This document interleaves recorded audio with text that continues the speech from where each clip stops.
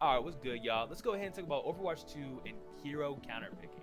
But we're not going to be focusing it as a whole. We're going to be talking about a specific sect of counterpicking, which is role counterpicking.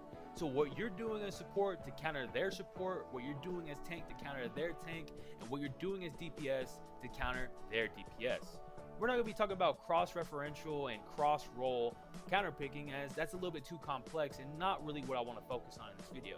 So we're not going to be talking about DPS to support, support to tank, and tank to yada yada. We're going to be focusing on what you're doing to fight against your role. Because honestly, in Overwatch 2, with such a diverse cast of so many different play styles and heroes, I feel like a lot of them are locked behind meta walls, because counterpicking your role kind of locks you into a few characters. So that's what we're going to be discussing today, about how internal counterpicking and role counterpicking ruins the Overwatch 2 experience. And we're going to be breaking this down into 3 groups and 3 tiers. The group most affected, the group least affected, and the group that's kind of affected. The group that's most affected is obviously DPS, but we're not going to be starting there.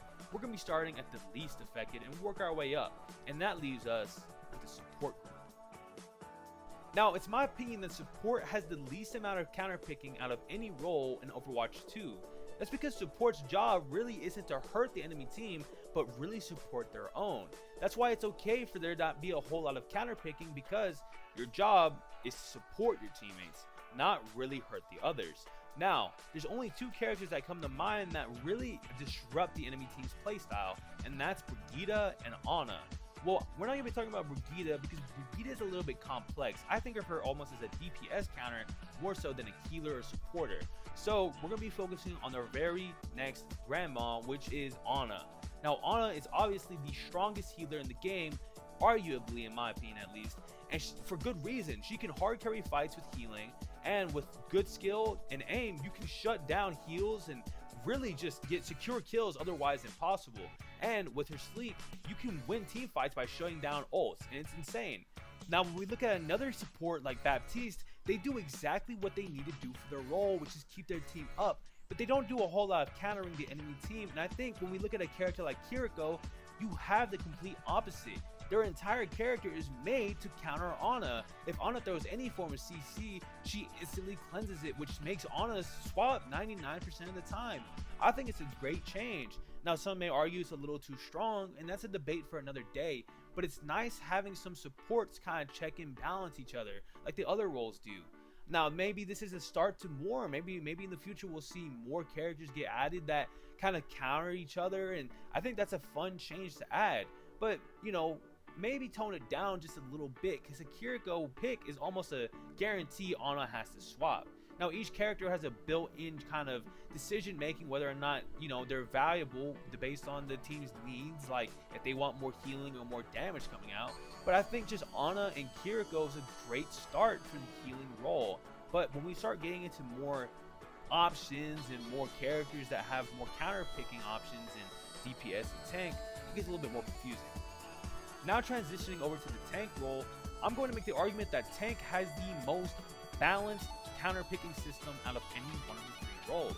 It's not perfect, but in this system, almost every single tank is viable, from Orisa to Doom to even the Grand Sigma male himself, Sigma.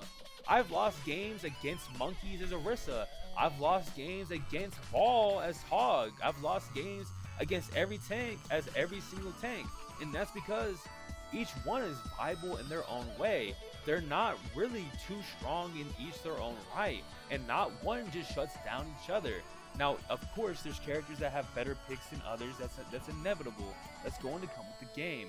But I will say that it's definitely one of the more balanced systems we have, where you can play Sigma, you can play Orisa, Ryan, or whatever else you want to play, with all the fun that comes with it. Now, this is definitely more support, because while there is some hard counters like Orisa against Orion, you can still make it work, but it's not as overwhelming and suffocating as DPS, which really, when it comes down to it, only allows 2 viable characters in the entire game. Now, the thing is with DPS, it's so meta running that there's only 2 viable characters really. And if you play Overwatch 2, you know exactly what characters I'm talking about. It's not to say you can't run other DPS, but if you're not running these 2 meta, you're kind of throwing. if you're not playing Widowmaker or you're not playing Sojourn, you're at a huge disadvantage, and that's simply because Sojourn and Widow can both instant kill, and when your job is to kill as DPS, if you're not able to kill fastest or kill as many as possible in the shortest amount of time, you're putting yourself at a huge disadvantage. But the problem is 99% of the cast characters can't one-shot. Look at Mei, for example. Mei's freeze, doesn't exist anymore outside her ult.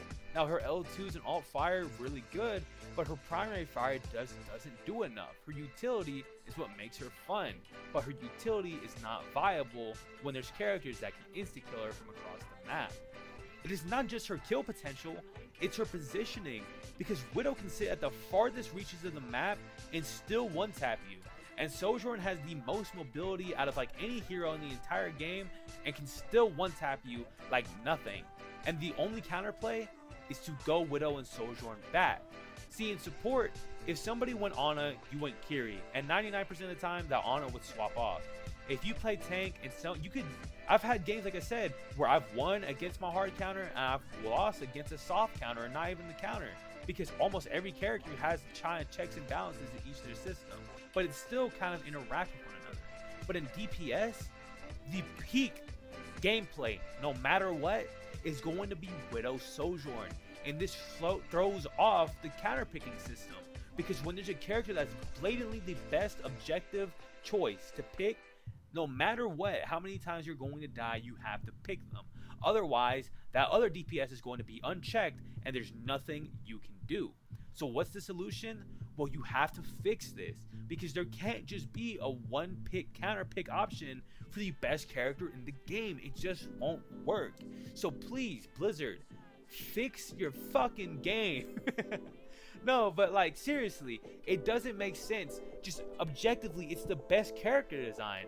The farthest from damage, the highest damage possible, and it only requires decent aim. It doesn't require any movement on Widow's part. In Sojourn, yeah, you have to be somewhat close to the fight, but all you have to do is hit one alternate fire on the head and they're instant killed. And if you miss, you can bunny hop the fuck out of there like you're playing Advanced Warfare.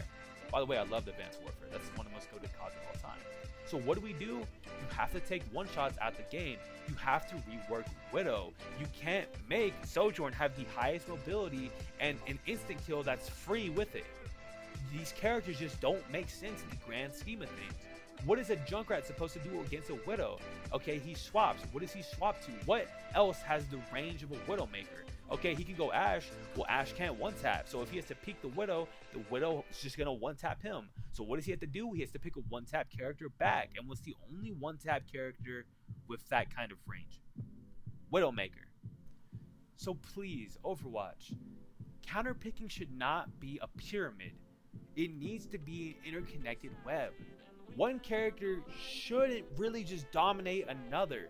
And if that's the case, then another character should dominate that. And eventually it should get to a point where the original character counters back to the, 7th down the line counter of that character who countered them. It needs to be interesting. It needs to be fun. It can't just be pick this or lose. So that's how and that's why role counterpicking is broken, and how role counterpicking is ruining Overwatch 2. Not that role counterpicking itself is ruining, but how Overwatch and Blizzard are handling it. So keep this in mind, and the next time you play, remember, don't just pick meta, because that's lame. Alright, now y'all take it easy. Remember, be kind to people, and I'll see y'all next video.